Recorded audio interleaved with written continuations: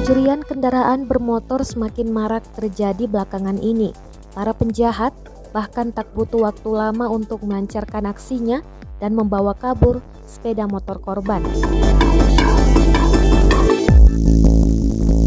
Seperti dalam rekaman CCTV yang diunggah akun Instagram @katamatanet yang diunggah pada Sabtu 1 Januari 2022.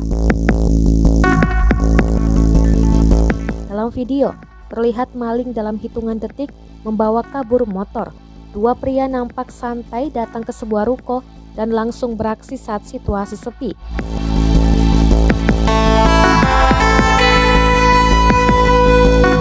Berdasarkan keterangan unggahan disebutkan, kejadian ini terjadi di ruko perumahan Asri Pratama, Cikarang Selatan pada Jumat 31 Desember 2021 kemarin sekitar pukul 8 waktu Indonesia Barat.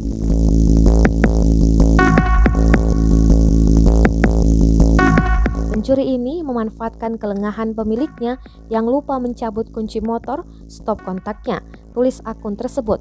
Aksinya pun menuai berbagai komentar dari warganet.